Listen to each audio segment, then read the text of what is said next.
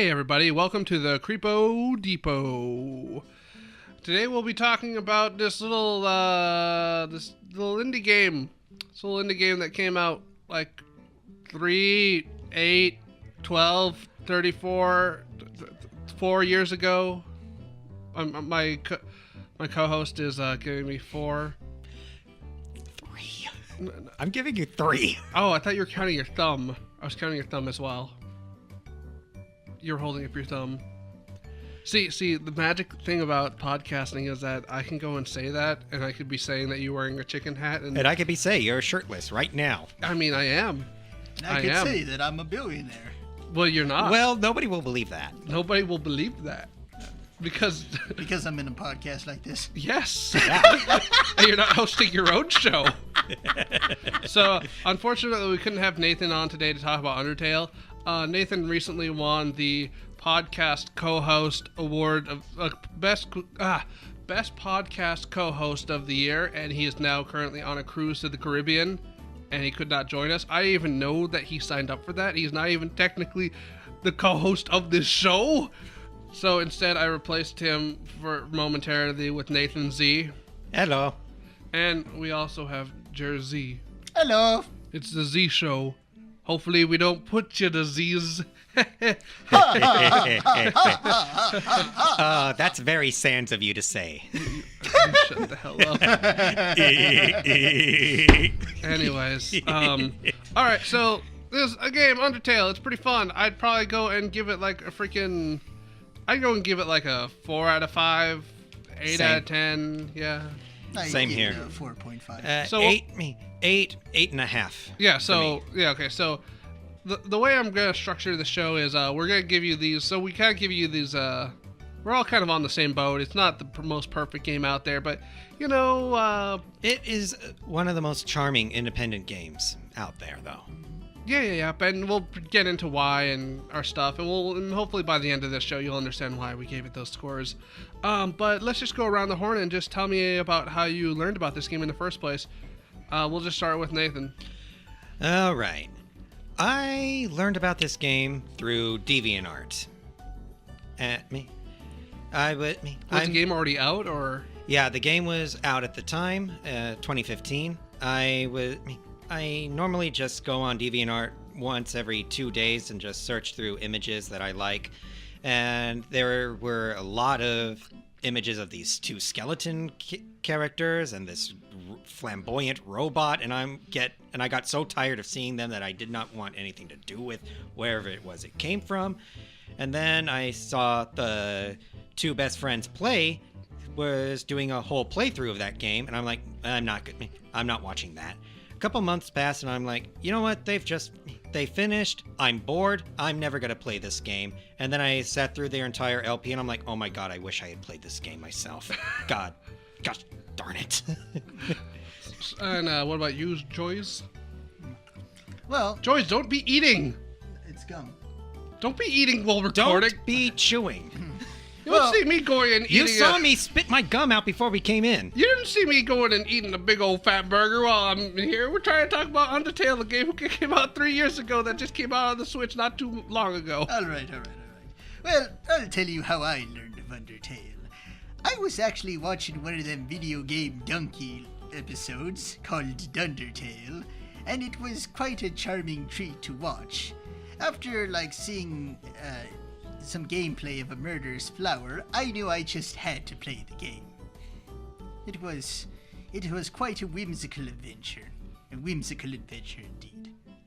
I'm honestly surprised. I actually heard about the game originally from an anonymous image board, because originally the game was on Kickstarter, and everybody on the anonymous image board was like, oh, this game looks really charming, it looks really cute, this goat's really pretty, I want to smooch the goat, I want to hold hands with the goat, I just want to be Everybody friends. loves Goat Mom. I want to be friends with the goat. We need to support this game because nobody's going to ever know about this game. Nobody's ever going to care about this game outside of us weird niche people who lurk on anonymous image boards. And I heard about it through there and I was like, I'm not going to support the Kickstarter, but hey, I'll just keep that on the side. I'll look on it on the side. And then everything changed when the Tumblrites attacked. Well, the thing was, Tobey Maguire, the guy who made this game, went and Toby Fox. Toby Keith, the guy who's like making this game, he went and decided, hey, well, the thing is, he has a background in the Homestuck universe. He used to do music for them, and I think he like maybe did some art or whatever. I don't know. I know he lived with Andrew Hussey for a while, so at the time, Homestuck was super huge on Tumblr, so that's kind of what kind of led them over to Undertale, and helped it really foster its community and helped really grow it as a game and a community and whatnot. So I'm honestly surprised that you guys both like came into it like on more of like the tail end when the game already came out and everyone was making fan art and everyone was reviewing it and doing LPs.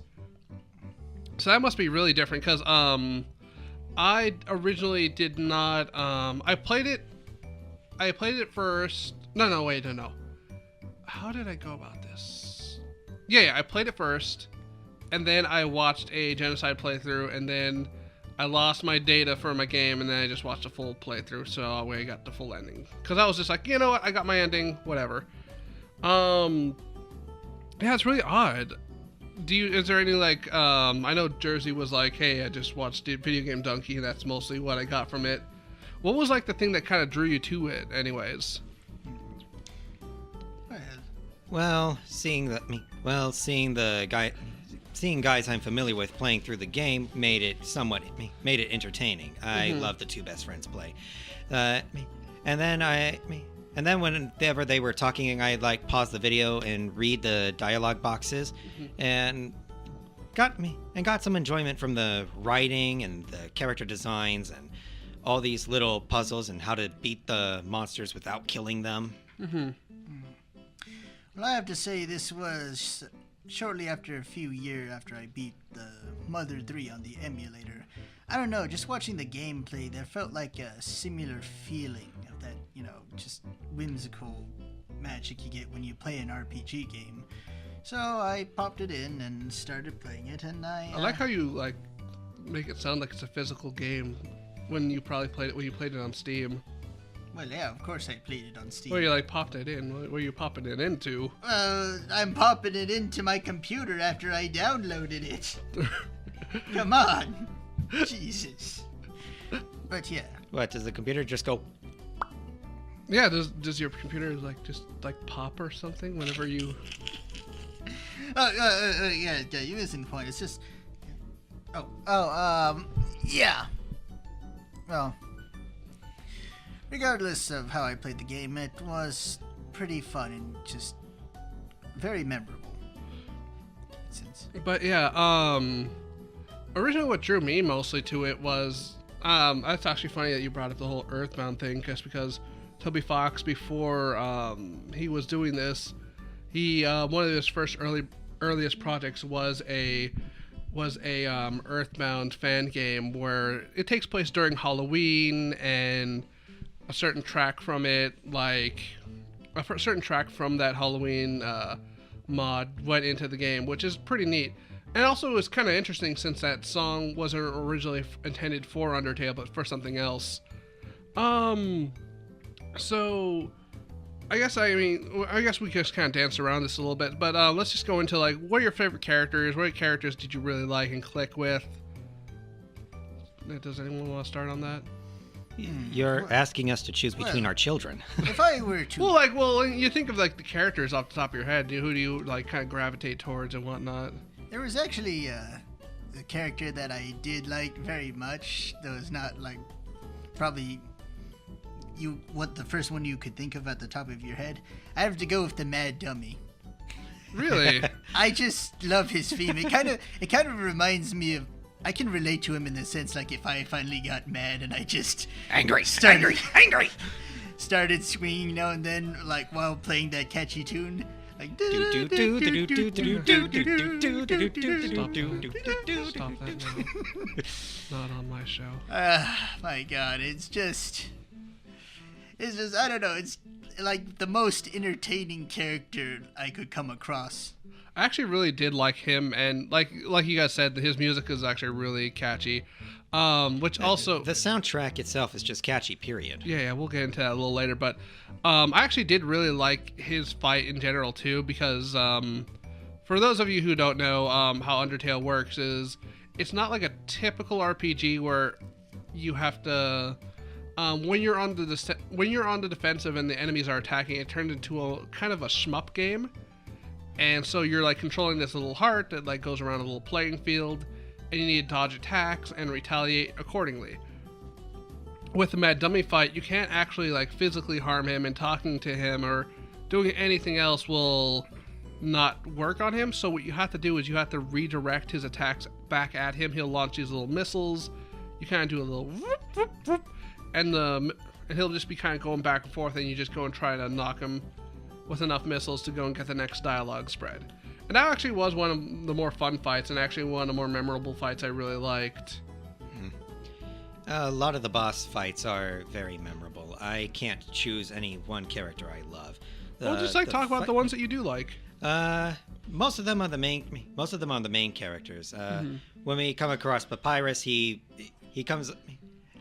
When we first come across Papyrus, he's like very determined to catch a human, but as the game progresses, you think to yourself, this guy is too sweet and innocent, and he's just a big skeleton cinnamon roll type of dude. And when you actually fight him, he basically prevents you from moving your heart all around the screen and keeps you anchored to the ground, and you have to dodge every bone he throws at you.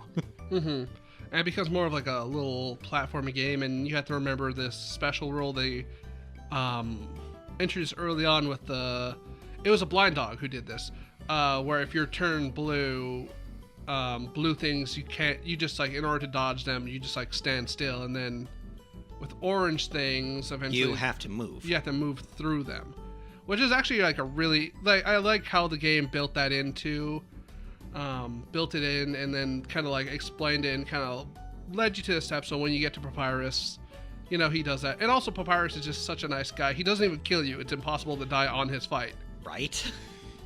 Like, you can die to Toriel. I died to Toriel. Which is funny because there's like this little split-second image of her like gasping that she had killed you. Yeah. I actually remember when I was doing the Toriel fight, what actually, like, I actually didn't, like, I knew that I didn't fall for the first pitfall of, hey, I accidentally killed Toriel and ruined my game, because I knew that ahead of time, that you could literally not, like, you can go through the entire game and not have to kill a certain, anything. And I know that Toriel's kind of like a trap that they get new players with. And I actually didn't know that you were just supposed to talk to her constantly or press, like, mercy constantly. What I actually did was I actually just purposely whiffed all my attacks. So I just, like, because when you're attacking in the game, usually you have, like, a little, like, it's kind of like a little bar, like you guys ever play, like, Mario Golf? I'm familiar with Mario Golf, and I'm also familiar with you remember FF10? Whenever you get Tidus's ultimate move? I'm assuming it's working the same way, right? Yes. You have to get the bar at like the center for the highest possible damage. Yeah. Anything beyond that is either like mid, low damage, or complete miss. Yeah. So it's basically, it works like that. Different weapons you get have different properties. So like if you equipped a ballerina shoes, you go and have to do that like 3 times, whereas if you do it just with the knife, it's just you gotta do it 1 time. But basically, I just kept whiffing on that fight. So that way, and I was like, oh, this is the way you're supposed to do it. And then later on, everyone was just like, no, you're just supposed to keep talking to her, and then eventually her dialogue just pops up. I was like, oh, well, I'm dumb. But yeah. Any other characters you guys want to talk about? Well, I also like Sans. Because I gotta tell you, if you murder his brother, then he'll certainly have a bone to pick with you. Yeah, he's cool.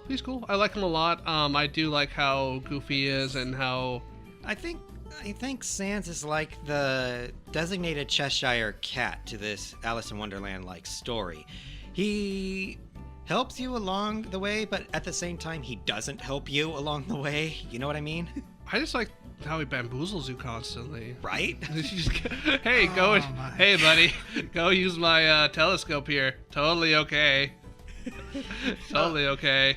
Hey, buddy, you want some hot dogs? I'll get you some hot dogs. No, hey, you want some No, ketchup? what about when you go from one side of the screen to the other and he's right there and you're like, what? How did you? You just, Oh god, that's just nothing did that. like the big troll. It's like if you decide to do like multiple runs and you run into him like in that like final room before you meet the king, he'll give you advice like how to unlock the door to the secret room. Yeah. and Papyrus is even like, is Sans doing that? Is Sans messing around with time travel again? I knew it! He always does this! I love Papyrus. Yeah, he's a good character, and he is a very good boss. I never did Genocide Run. I watched a playthrough of that, which I'll get into later. But man, that fight is... He's vicious. Well, yeah, it makes sense narrative-wise, and it's just like I'm honest. If you've done Genocide Run and you've beaten that, give yourself a round of applause. Man. I do not have the heart to do Genocide Run. I love the characters too much. I think it just looks too boring, honestly. No, it's nothing like Grand Theft Auto where you could just kill people to your leisure. It actually makes you feel bad killing a character. Yeah. Even a normal enemy, it makes you feel bad. Well, the thing is, all the enemies, they kind of every single one of them has a personality and has a certain way that you have to beat them, which usually requires just like doing a thing, and you kind of learn a little bit about them. One of my favorite examples is the Snowdrake, because he's like this bad comedian, so you just have to wait one turn for him to go say a joke, and then you have to laugh at his joke, and then he's like, "Oh, you laughed at my joke. Hey, thanks, man." And then you can go and just leave. Yeah. Another good character would be Undyne. I liked Undyne. Yeah, she was fun. Yeah. When we're introduced to Undyne, she's in full armor. She's the captain of the Royal Guard. Mm-hmm. And she was very, very intimidating all the way up to the point where we have to fight her. Yeah. I actually really like the whole chase scene and stuff like that, and she actually is super intimidating early on. I really like that a whole lot. And then when she finally takes off the helmet, she starts speaking in this anime trope-ish heroic dialogue, and it talks about how the hearts and minds of everyone is connected. Our combined determination will bring us back to the surface. I really, honestly, I love the part where oh my gosh, the music! I swear, you could put trumpets for the music, and it just amplifies her heroicness to the upteenth level. No, but the best part about her pre-fight was just the part where she's just like, "Now I'm gonna go and explain to you our long and storied history," and then she's like, "You know what? No! Screw that! No! I'm gonna kill you! I don't need to waste my time on this. I'm just gonna end you." And actually, just to spoil this, she actually was my favorite fight, just because it's a Game & Watch game. And that's what I mostly grew up on, just playing Game & Watch games. So, like, when my brain was like, "Yo, it's a Game & Watch game, bro," I'm like, "Yo," and I was mashing. You're like, "I got this." No, I was, and I was just like, I kept mashing faster because I was like, bruh, speed this up, I can do better, I can do this. It was so much fun. I love that fight so much. How'd you feel when she did the reverse arrows, though? Oh, that was, dude, I loved it. I loved every moment of it. Oh man, That was intense. I love just the characters are just lovely and they're great, and this episode's gonna be a little bit shorter, so we won't have time to go over every single person, but just the cast is really enjoyable and stuff like that. But honestly, the biggest character of the entire game, I would probably say, is the music. Yes. Oh, Yeah. yes. I think. So, what are your guys' like favorite songs? That are kind of. I mean, I'm probably gonna put Snowden. It's probably playing right now in the background if I do everything right. Man, I was thinking about Snowden Me. like the moment we started doing this podcast. Yeah, Snowden. Snowden is a very lovely, tranquil piece for the background. For the background music in that level. Bring it down. And let's see. What was the place with the waterfall? Oh, waterfall. Waterfall. Water. What was the place with the waterfall called? Waterfall. What is the place that's the core? The core. What's the place that's the castle? The castle. No, the castle is New Home. Oh yeah, New Home. What's the place with the crap? I can't even remember the stupid wavy effect door thing. When you do put this together, I imagine you're gonna either put Snowden or that theme from the hotel. Oh shit, the hotel theme was really good too. Oh man, back to characters, man. One of my the complete playthrough I watched was Northern Lions playthrough of it, since it was like, well, I'm never gonna play this game again, and I might as well just watch his because he's been hyping it up since forever. And the part in the hotel where you meet the goopy janitor who like mops on one side. That is the most self-defeating image I've ever seen in a video game. So the janitor is like this goop man, and like when he goes and he's like facing one way, and then he's like mopping on one side, and then like his goop just falls on the floor, so he has to mop up the goop on the other side, and it just keeps repeating endlessly. I love it so much. And I remember NL had this giant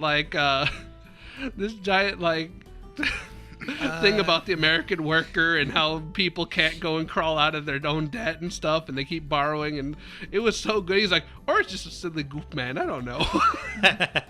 Another great track would be Napstablook's theme. Very, very jazzy. Oh yeah. Well, actually, both Napstablook and Mad Dummy have a very jazzy theme. Well, it's the same. It's the same theme. Not to mention the spider one. But... Yeah. Oh yeah, Spider Dance. Spider Dance is catchy as hell. Yeah. Probably, actually, all three of those should have the same motif. I actually just recently learned that from a certain listener who's listening right now. Yeah. Right now. It's I noticed you, that. the only listener. Anyways.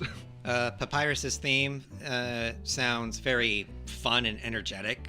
I actually really like Sans, not the big song, but his real casual like yeah, that one. Yeah, the little like casual like, hey, go and eat this hot dog. You want another dog? You want another dog? That's right. It's apostrophe dog. But let us not forget about Metaton. Ah, yes. Yeah, what is it? Before Metaton, there's also Alfie's. Alfie's theme sounds very fitting for her character. It sounds awkward. Yeah, just like the character. I'm honestly surprised you said you liked every character, because I don't. Alfie's is that's a character. A character that hits a little too close to home to you? No, it's just that I was just like, there are parts of like when she was doing her thing that I was like, oh, I can understand why this character's like this, and I can kind of get behind it. And other times I'm just like, man, I just hate this bitch. Is it because she won't shut up sometimes? Mostly I just don't like I guess minor spoiler, but I just don't like that it was all set up from the start. Yeah. And I don't like that she was kind of stringing you along, and then like she kind of has to, and she never really like kind of pays for that. She just kind of like is like, oops, forgive me guys, wink. And then you find out what happened to her in the past, and you're like, ooh, this is pretty heavy. No wonder she feels the way she does. Yeah, but still, I'm still annoyed with the whole thing. Yeah. Onward to Metaton. Yeah, Metaton has like so 3 or 4 themes. Well, no, most of them are just Death by Glamour, just kind of played over and over again, which is actually something I actually really like about the game. There's the Showtime theme. There's Metal Crusher. Mm-hmm. There's the thing before you actually, for real, fight Mettaton. You know, do-do-do-do-do-do-do-do-do. Stop that. And then the core theme. Yeah. Well, the core theme is just for the core. It's not really a Mettaton thing. Wet me. At the beginning of Death by Glamour, it goes do do do do do do do do, and so does the core. Bum bum ba-dum bum bum. Oh, I guess it does. Oh man, this game's magical. Yes. Undertale has exceeded my expectations and changed what I thought about it. Good job, game. Either Toby is very innovative when it comes to remixing tracks, or he was just lazy and didn't want to create unique ones. That dude knows how to do some damn good music. He does. Yeah, he does. I'm surprised that that soundtrack didn't get any awards because, like, it's just all real catchy and really good. I can't think of like a bad track on the album. Like, I'm pretty sure there is. Like even the one that's like 26 seconds long, the one with the duck. Yeah. It's just full of like vigor and determination. The dude is incredibly gifted when it comes to making music, stuff like that. So I guess just with the I guess we can probably just move on to. I think I know a character you may hate more than Alfie's, Temmie. No, I like Temmie a lot. Okay. Oh, Temmie. Oh, she's so adorable. Temmie. I guess I will segue this into more of like moments that we appreciate and just things that happened when we were playing this game or just experiences that we had with the game. But when I was I like Temmie. I was just like, man, this is just 2006 and 2000. This is just anime fans from 2005 to like 2010. I love it. This is just like, it's just this embodiment of just a culture, just like right there. And I'm like, basically us in high school. Yeah, and I was like, man, how long has it been since I saw the word glomp used unironically? Jesus Christ. I remember when I was watching the NL playthrough, NL tries to go and like keep away from stuff like that, and he's never really been too much of an anime nerd or anything like that. He's not in that know-how. So when he fought the Battle Temmie, and it's like, Battle Temmie glomps you, he was like, I don't know what a glomp is. And I don't want to know what a glomp is. And then someone in his chat was just like, a glomp is just a tackle hug, and he's just like, somehow the fact that it's just a tackle hug makes it way worse than if it was anything sexual. But I actually remember it took me a long time to freaking figure out where the Temmie village is because I'm mostly stupid. So I was just, do I have to hit the lights in a certain pattern? And you know what? Actually, in the path before the Temmie village, I actually don't like the music that area. But yeah. Is there any moments that you guys had when you were playing?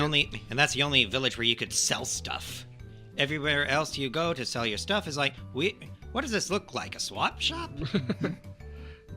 But is there any moments that you guys had when you were playing or whatever that you want to bring up? Yeah, actually, there was like when I was first playing the neutral ending. Oh yeah, I guess we should go over this. Did you guys? Which endings have you guys gotten? Well, neutral is default. Mm-hmm. Even if you play complete pacifist, you still get the neutral ending. Yeah. But I never had the heart to commit genocide like the way the Turks did with the Armenians. But well, thanks, sir. I gotta go censor that out. Sorry. But when you played it on the computer, if you lost to Flowey in that that scary battle, your game shuts off. Yeah. Oh god, that did terrify me. And so when the text just came up, it's like ha ha ha ha ha, yeah, and then it just shuts off. You're laughing a lot like Fenico there. Pretty decent at it. But so that was, I remember I heard about that mostly just from text posts where it's like, your friend is playing Undertale, your friend is playing Undertale, your friend is playing. I'm like, oh, they're not doing so good on that fight. But yeah, that fight is it's super jarring, and it's I remember seeing kind of images of it. I was like, I don't really understand this, but all right. And then when I got to it, I was like, oh my goodness, this is... It's even worse than I thought. Well, I didn't really understand what I couldn't really comprehend what I was looking at, because... It looked like something straight out of Lovecraft. Yeah, kind of. Mostly, I just think it's neat looking just because it has a lot of different multimedia. Like, it doesn't look like anything that you fight in the game, because most characters or most enemies you fight, they're all in black and white. They're all pixels. Yeah, and this has like photorealistic like vines, and it has like really realistic looking like things, and it has like these weird images on the screen, and it's like very hard to describe. I'm guessing, honestly, if I had to guess, I would probably be a really large influence by Earthbound, just because the final boss of that game, you don't really get a good image of what that thing is or understand what it is, and looking at that monstrosity, you don't really get a good feel for what it actually is, which I really do like. Let's see, there were other great moments in the game. Well, I was just mostly just like anything personal that you happen. Personal, let's see. Well, I guess I'll just go back and start just to give you guys a little bit of a framing mind. I was originally gonna go and try to do a full passive run. Originally, when I was gonna get into the game, I was like, "Yo, I'm cool with everything here, but I'm gonna take down that fucking flower. I'm gonna kill it. That's the only thing I'm gonna kill, and that's the only thing I'm gonna kill." About a few hours later, I accidentally killed Undyne. And the way that the reason why I accidentally killed Undyne was, our mutual friend, Hoffy, she went and told me, she said, some characters, like, you kind of have to, like, kind of hit them a couple times, and then, like, and then that's, like, the way that you go and, like, get them to go and, like, say, hey, mercy, mercy, mercy. And I was like, oh, so it's like Pokemon sometimes in that regard. Undyne is not a Pokemon. No, the battle system in Undertale is very similar to Shin Megami Tensei too, in terms of having to negotiate with demons and win them over to your side. Yeah, actually, I don't think there's like any real. There's probably there's a couple, but like, there's very few characters that you can just go and hit, and then they'll go and like want mercy. And Undyne isn't one of them. So like, as the fight went on, I just kept hitting her, and I was like, I'll just hit faster, hit faster, hit faster. I don't know why she hasn't given up yet. Undyne is a character who will never surrender. Yeah, I kind of didn't get that. I thought she would be like, okay, I'm almost dead. Let's call this off. And then she died, and her death is actually really cool because like she just kind of like. You can see she just keeps going, and it eventually starts slowing down, and it starts wearing off, and I'm like, jeez, just end, and then she just is slowly dying, and I'm like, jeez, and then at her last turn, she just like gets fully powered up, gives you just one just crazy fucking thing I got hit on a few times.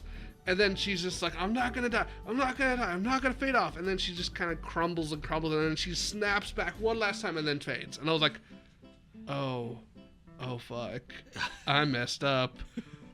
And I was like, well, this is how it's gonna be. Ouch. And so I didn't really get that fight, so I was just like, you know what, I'm gonna go and live with my consequences, and I'm just gonna keep pushing on. Because, I tried. Yeah, and then eventually I just ended up killing Mettaton too. I forgot why, but it wasn't as good as when I killed Undyne. But I still really like that fight, even if like I don't like the way that you're supposed to beat it, and I think that the way that you're supposed to beat it isn't telegraphed well enough. I don't know.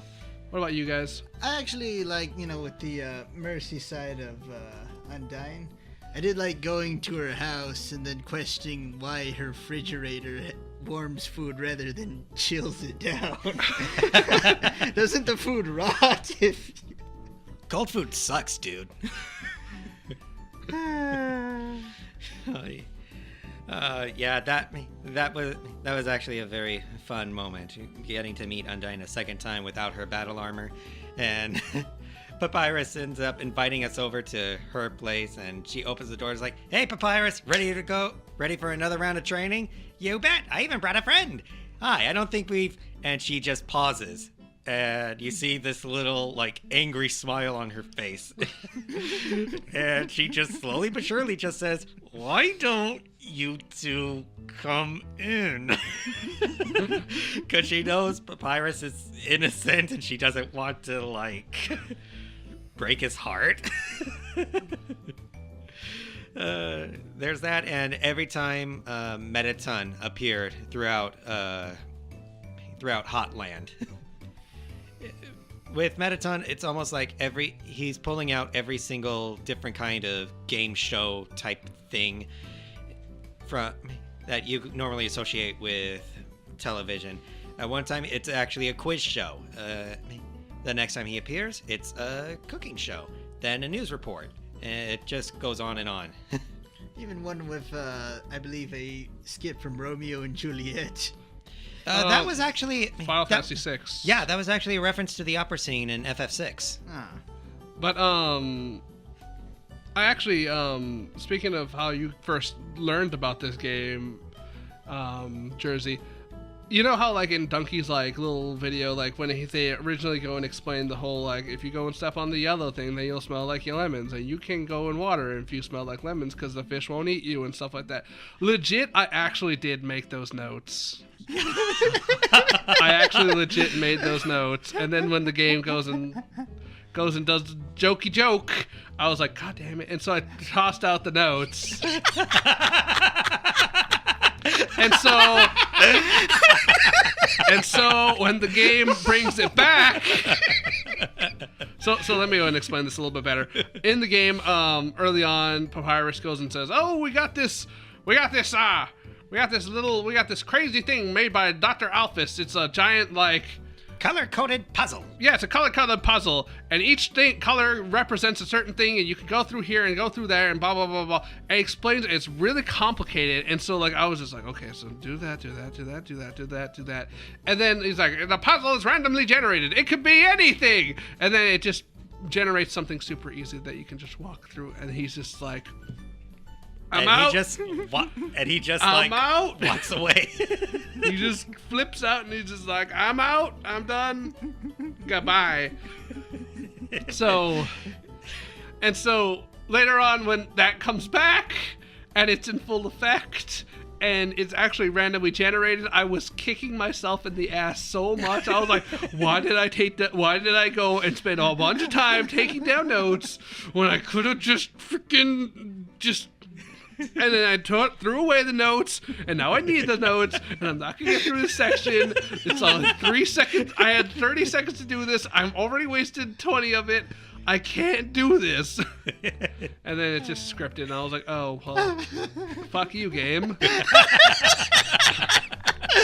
It's such the trollest game out there. Oh, yeah.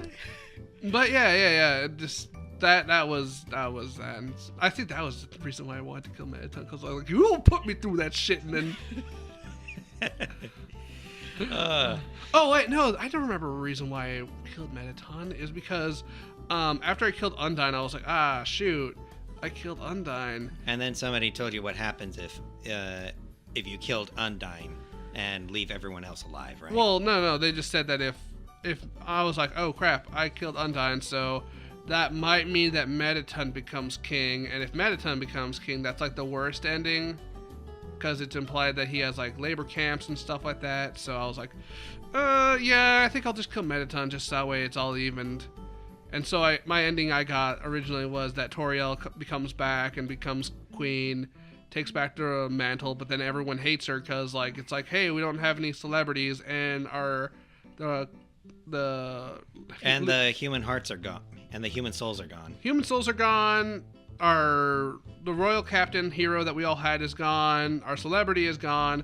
Why the hell should we go and trust humans and so like everyone kind of turns on her, and it just stands and Papyrus just standing with her alone, and like everyone's just kind of doing their own thing and they don't really want to listen to her. Which it does suck as an ending, but it's the ending I got. Yeah. Honestly, the best ending is like, the true pacifist ending. route. Yeah. Well, obviously. I mean, what are you gonna say? Another funny moment/joke is when you visit Napster Blutz's house and he tries to make you feel comfortable, and he's like, "Sometimes I like to lie on the floor and feel like garbage. Want to join me?" I like that moment a lot. I was just like, yeah. When I was playing it, I was like, man, this is like too real. This is something I would do. Then you feel the universe, and I was like, oh man, now we're getting to Katamari Damacy here. Yeah. I am the cosmos. I actually like the scene where you help. What's that nerd's name again? Alphys. Like, play matchmaker, helping Alphys with Undyne. Yeah. So yeah, that was actually kind of sweet. What'd you guys say for the big question? Well, like I said, I haven't played, but... What? I thought you played the game! I said I wish I did. What? Get out of here! Too late.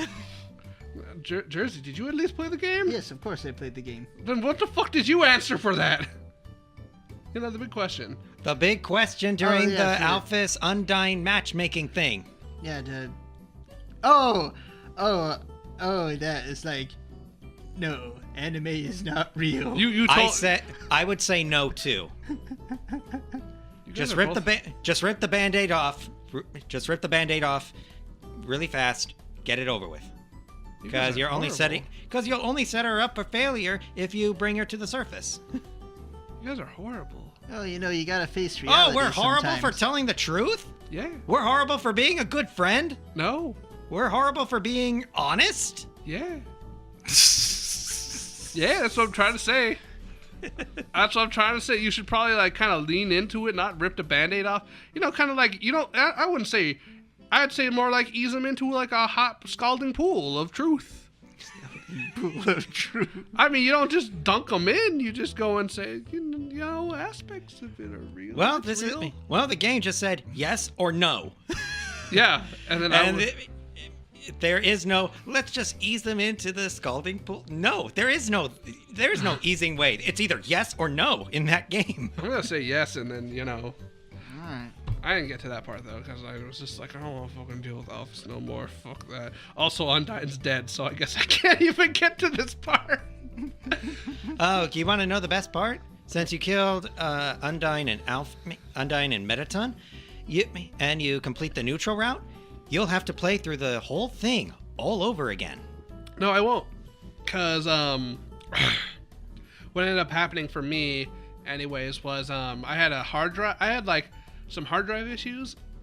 I pretty much lost data for pretty much a lot of things, including Undertale, which tragedy was just because I started replaying it again, and I was like, oh, that's neat to remember some things I did. Like Flowey's like, oh, you did a good job. Just don't kill those 2 people you killed. And I was like, yeah, I won't kill those 2 people. Just don't kill anyone. Yeah, and I was like, okay. And then Sans was like, I feel like we've done this before. Whatever. I don't fucking care. Anyways, and so I was like, oh, this is kind of fun, but I'll go and pick this up later. Computer has problems. Computer crashes, and I boot it up again, and I was like, this is the first time you're playing this, right? And I was like, oh, that sucks. I lost everything. I'm sad now. If I die in this world. Yeah, and so I was like, well, I guess I'll just watch a playthrough of it. So I watched eventually I just watched Slowbeef's his genocide run of it, because Slowbeef was just like, I'm just gonna go and complete this so that way all you nerds don't have to, and just because I heard that the final boss is really hard. And there's a moment have you guys seen the genocide run before? Yes. On YouTube, yes.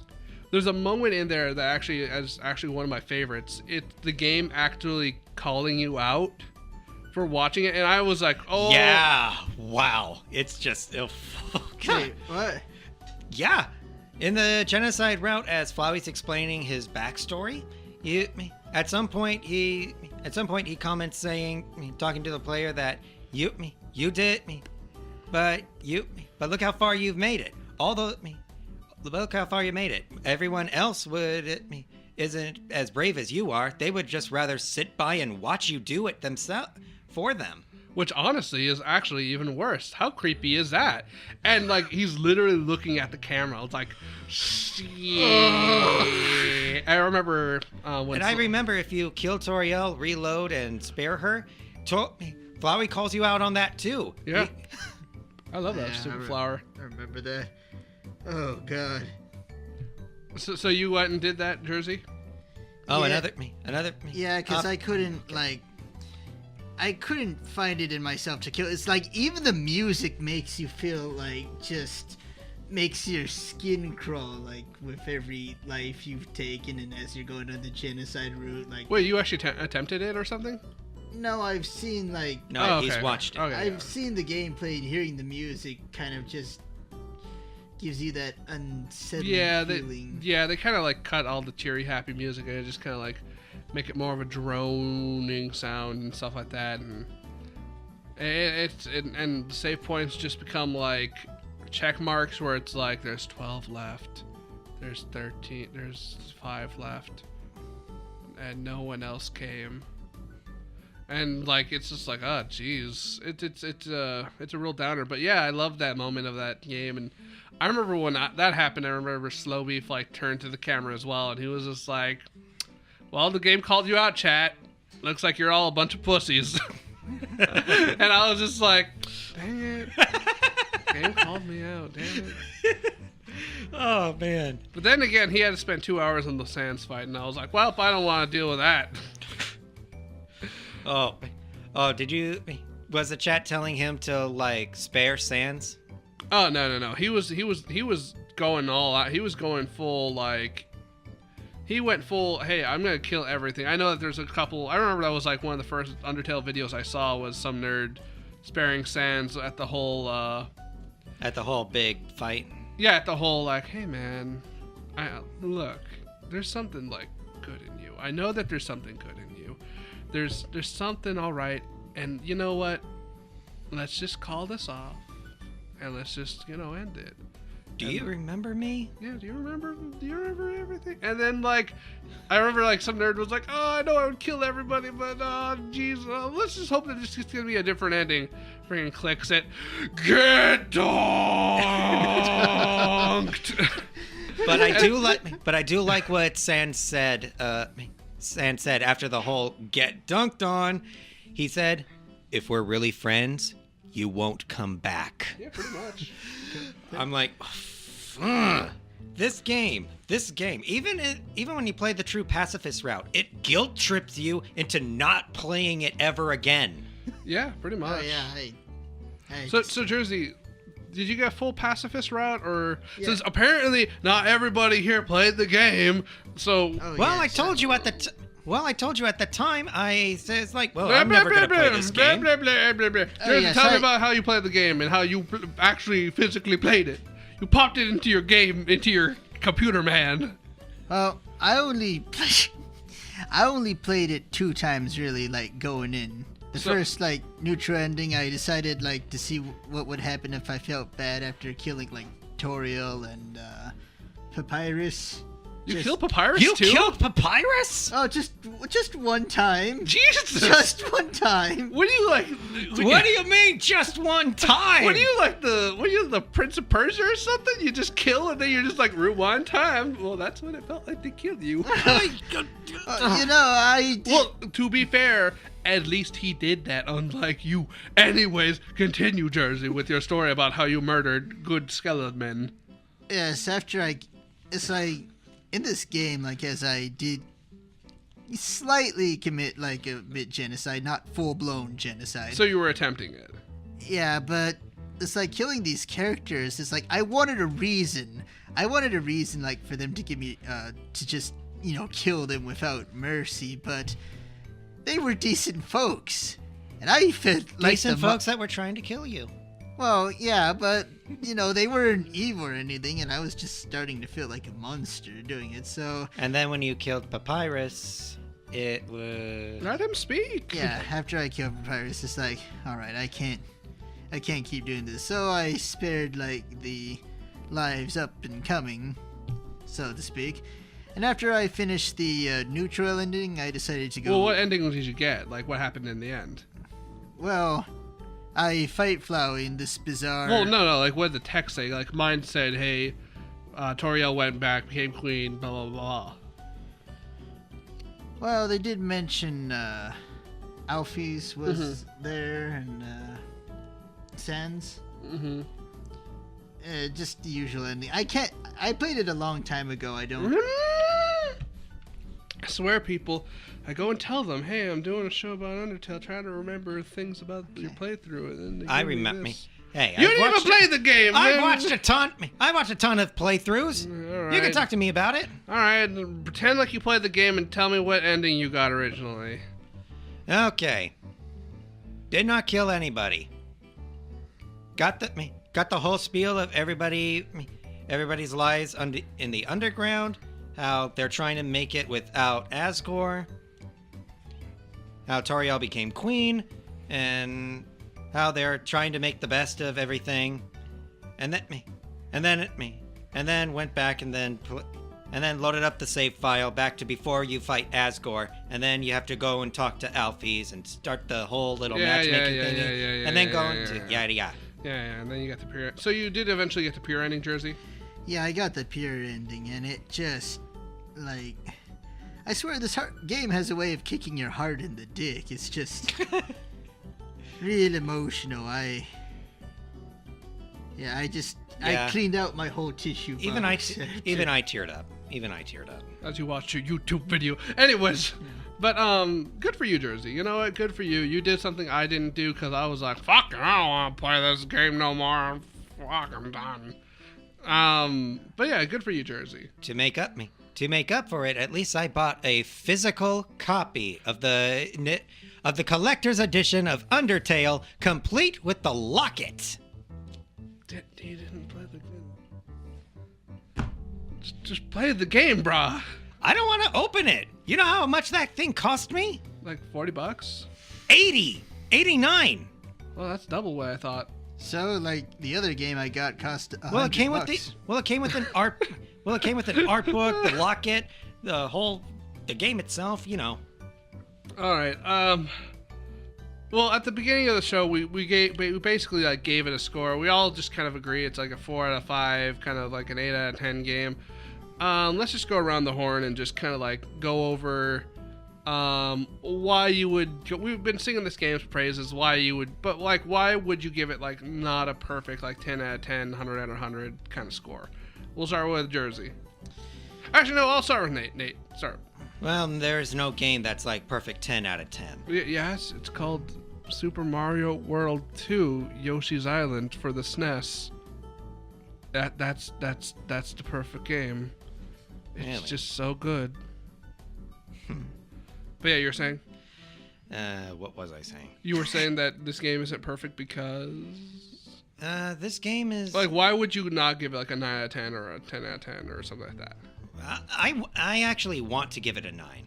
I love the characters. I love the writing. I love the music. I love the message the game is trying to give out. But I feel that if you are not into or appreciate the aesthetic of like old school RPGs or just the whole sprite art style, then you'll probably be turned off, because a lot of people out there love their Call of Duties, love their Fortnite, love their all the mainstream AAA garbage, and most of them won't give this kind of game the time of day. I don't know. I think that the art style isn't really a detractor of the game, and the fact that it's pixely. I mean that's the best he could do. He was working on RPG Maker, for Christ's sakes, and the game on PC is literally just held together by stitches and by so many weird things. Like, I remember hearing that just the way that the game is running, it has to like do a shit ton of work just to do like basic stuff. So when they did port it to stuff like the Switch and the PS4, they actually cleaned up the code a lot, so the game actually runs a lot better and actually isn't like super sketchy behind the scenes. But I guess I can see your point. So Jersey? Well, as good as this game is, it isn't anything compared to Final Fantasy 13. Sorry. Jesus, kidding. first. No, but I mean, I don't with think all I honesty, don't think FF13's bad, but you're crossing the line, no, man. I'm crossing just, the He's line. memeing up. I'm He's just- he's I'm just memeing screw- it up. He's Okay. memeing it Look, up. But in all honesty, I think the game is brilliant. Toby Fox did like Who's all, that? It's Toby Fox did like 90% of the work. who's that? Isn't it Toby Majupa? So Toby Majupa made a pretty great game, decently, but I like prior to that, I've already like played throughout the Mother series, and like I already had that like intense. You know what? It's not Toby Chalupa. It's Toby the dog. Joby Gawooba. So No. you're saying Jersey? So I was saying, it's like I already went like through this wide magical journey with Mother 3. Now, like that a game that I pretty much cried my eyes out like in the final ending. And as good as Undertale was, it's like it still didn't have like the whole length, of a game. Which I think if Toby Maguire, whatever his name is, Fox. yeah, Toby the dog or whatever it is, like Toby Jabwabab. had the time. I think we're scrambling his brain right now. No. had the time like to create such length with like the way he made it, then yeah, I probably would have gave it a 5 out of 5 masterpiece. I can understand that. Honestly, I think you guys are going too sucking soft on this game. My biggest complaint about this game is that it tries to give you the illusion about like saving your data and doing all that stuff and having a lot of these variables and stuff, but it never goes too hard into it. A lot of the whole, oh, I remember that, or I remember this feels familiar stuff, all that stuff is very surface level. I honestly kind of felt that the game just was missing just a good chunk of more detail. It's good as it is.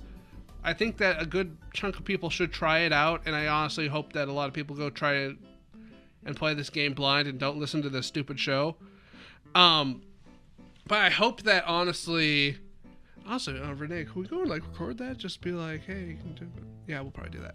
Anyways, but yeah, I honestly kind of wish that the game went more into that. I honestly wish that like the game had way more optional dialogue. I wish the game like went harder on if you did certain things and certain things will happen. I wish that I wish the game would change a lot more dynamically, and I know that's a lot. I'm saying, hey, I'm complaining that a game isn't doing something that it clearly didn't set out to do, but it's really disheartening to have like a situation like where Jersey had, where he started a genocide run and then he got to Papyrus and he was like, I can't do this, and he just stops. I would love it if the game, because when you're doing a genocide run, a lot of characters like they go and treat you like crap and they treat you badly and they're scared of you. But I would love it if there was like if you can do a run where you're stopped by Papyrus, he turns you around, or you see the error of your ways and turn around from that, and then the game kind of like has this kind of like grow where it like it's still uncertain about you and the world kind of feels that way. And I would love like shit like that. I kind of wish that the game went harder on that. And also I feel like the game has a few too many traps to go and just hit you while you accidentally kill something, try to reload a save, and the game tries to make you feel bad about it. Like I said, a lot of new players who started, when the game first came out, accidentally killed Toriel and then loaded, and they're like, oh, I feel so bad, and then Flowey calls them out on their bullshit. And after that, it's just like, well, nobody really wants to kill her. It's not like, haha, I want to kill her and then kill her again. I mean, there's weird people like that, but, most people, they're just like, yo, it was an accident. I'm sorry, man. And then the game makes you kind of feel bad about it, and it's like, I don't want to feel bad about it, and it sucks. I feel that the game was a little heavy-handed in that regard. If you complete the genocide run and go back and replay Pacifist, it does remind you of your previous choice. Well, yeah, not only that, but you can't the game even like forbids you from getting the true ending if you've done a genocide run, which honestly I'm just like, I feel like they should just like, they should make like a fix-it run or something. Like if you did a genocide run originally, like you would have to do like certain things in order to get that true ending and have to work harder to get it. But honestly, I just feel like the game just has a good amount of potential that it's just kind of wasted, and I feel that and it's just, you know, I do agree that sometimes the graphics are like a little janky and stuff. I do think that it's a little, I know it's a stylistic choice that you have like these colored sprites on the outside, and then when you get into a battle they're black and white, and you're just like, oh hey, that's kind of weird, that's this weird black and white thing now, but yeah, whatever.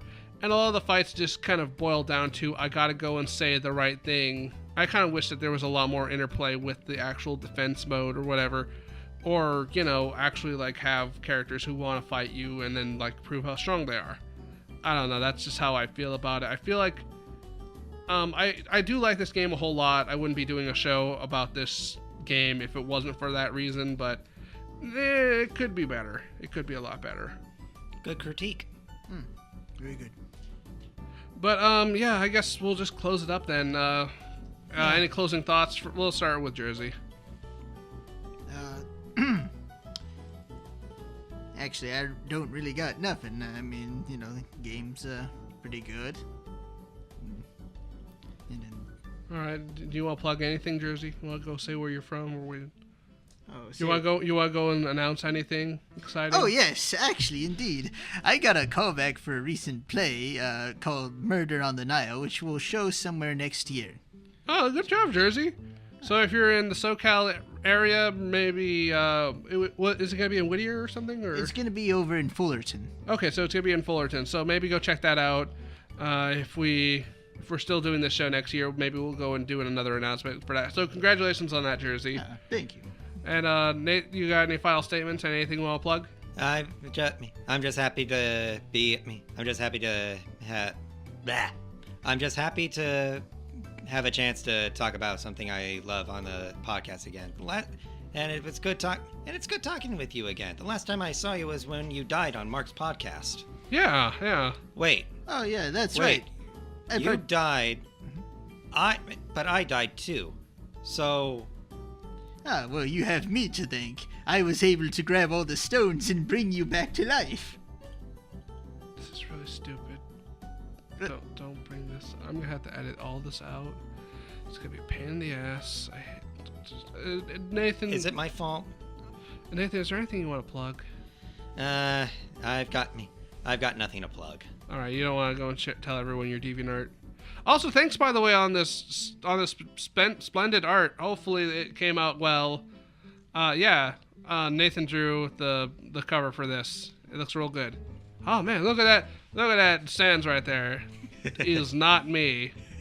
We are not the same character. You're right. You're more like Alfie's. You know, I'll take that.